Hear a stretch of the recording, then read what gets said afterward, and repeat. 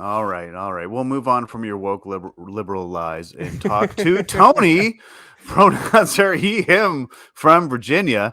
And Tony is looking to better understand what non binary gender means. Tony, you are on the air. What's on your mind, buddy? Hi. Yeah.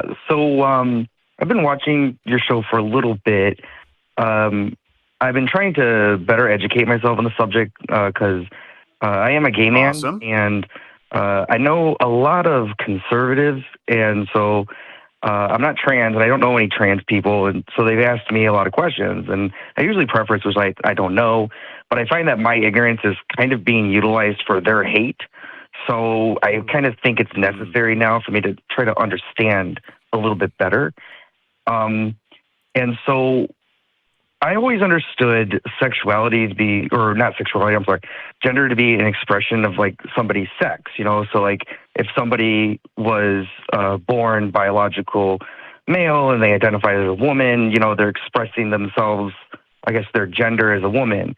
But the whole gender non-binary thing doesn't really make sense to me, because if you don't, you know, because if you're identifying something that, you know, doesn't have a sex, I don't understand how that's really different from like just saying you have a different personality type.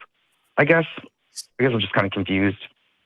Yeah, so something really important to address here is that your gender is not related to your sex. So your sex is your biology, but your gender is how you interact with the world. So it can't be a representation or an expression of your sex. That's two different things, because we have trans people who clearly, I'm a man, I'm a trans man. My body is what people would say to be female. I don't think that my gender is an expression of this body that I have. But clearly, if we can delineate between those two, I think it might be easier for you to understand where non-binary fits in, because then too, we have your gender identity, which is how you relate to the rest of the world with being male or female or non-binary.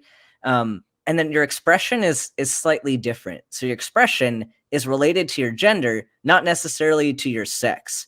So how I express being a man might be different than somebody else. So I could be a man and still like to wear the color pink, wear my pink hard hat, and I'm still a man, but that's an expression of my masculinity. Or I might have I might like to do something that is quote unquote girly. I'm still a man doing something that is more feminine, and that would be my expression of my gender. So separating out the expression from the identity, people who are non-binary can express gender in however they want, or as androgynously as they want. But what they're referring to with a non-binary gender identity is when they're confronted with two boxes on a form that says, are you male or are you female? They would probably say, no, none of these boxes really fit. Like if they're in public and someone wants to call them sir or ma'am, both of those might sound really icky to them. And I know some people who are non-binary who so non-binary is an umbrella term. So you have some people who might use non-binary as their label. You can also have people who identify as non-binary and agender, where they don't have any gender expression or people or any gender identity. You can also have people who are bigender, who identify with two genders, multiple genders.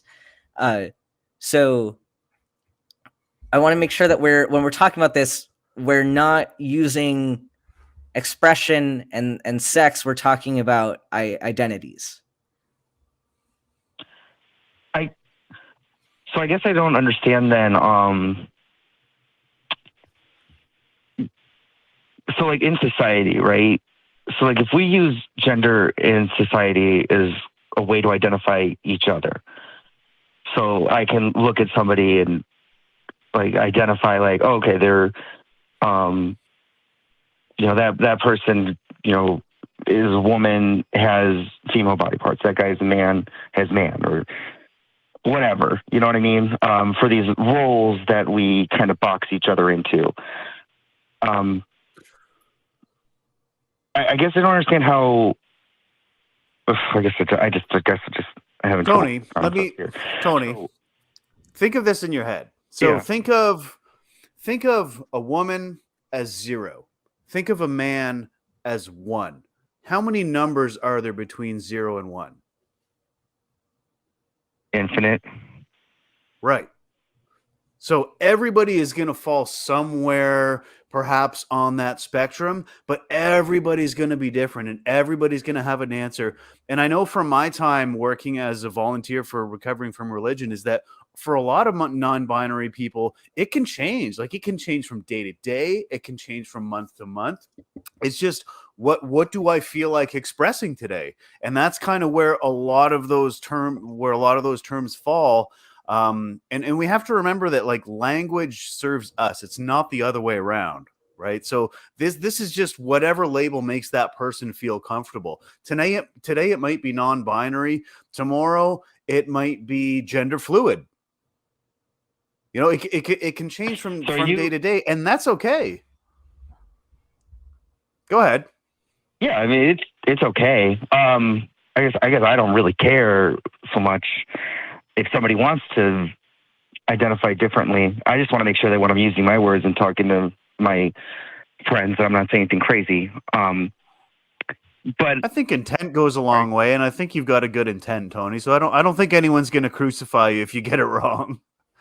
And it's okay to acknowledge that you are not non-binary, that you are not transgender, and so that your ability to speak to the to the NB experience is a little bit limited. That makes sense. You know, you can describe it and we can all sit here and have a vocabulary lesson, but nobody needs to expect you to be an expert on a culture and a lived experience that you're not necessarily a part of. So would it be more accurate to think of it as like gender being some sort of sliding scale between masculine and feminine? It tends to be, yeah. You could think of it that way, yeah. There are certainly people that feel like even that model is overly simplified and that would prefer to like sort of opt out. You know, oftentimes people who we might describe as being non-binary would actually call themselves like agender and say that they have no gender. It's not that they're right in the middle of male and female. It's that they are zero gender. And does that make sense? You know, from like a logical state or position, maybe not, but people aren't logical. You know, that's not to dismiss the experience of anybody who's agender or the experience of anybody who's non-binary or anybody else's experience. I'm not at all meaning to do that. I just mean to say that as somebody who works in the human sciences, we have to get very comfortable in health and human services with the fact that we're not usually able to put people into boxes. We're not usually able to apply a whole lot of logic, that human experiences don't tend to fit into concise language. And there's something really ineffable about gender. And that's in my opinion, a feature, not a flaw. And I think that we can embrace that while also being okay with the fact that we don't always have clear-cut words to try and describe what I'm feeling to you.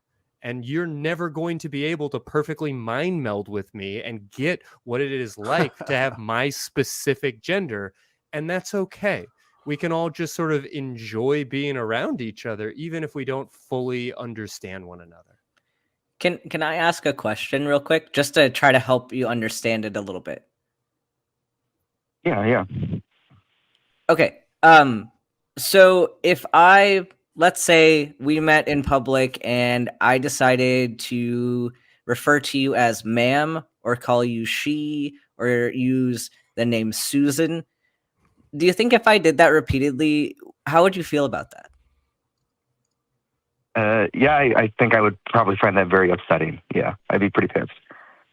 Yeah, so think about that kind of feeling you get when someone misgenders you, and then a non-binary person might experience that feeling with being called female using those words, but they also feel that same feeling using the male terms as well. So, and of course, that's a simplification. You can have different preferences along that, like a sliding scale, like we were talking about. But thinking about it more in that way of, okay, I understand what it feels like to be misgendered. So this person just has a different experience of which terms cause them to feel that same way. And that's kind of might be an easier way to try to explain it to somebody. Yeah, actually, that's not a bad idea, because I bet my friends would be pretty pissed off if I was trying to call them women. They'd probably not be happy about that. Fair to say. Yeah, don't go calling on cousin Haas Susan. Life ain't easy for a boy named Sue. Wow, you went there, Christy. You went there. All right. Well, Tony, is there any final words you'd like to leave us with?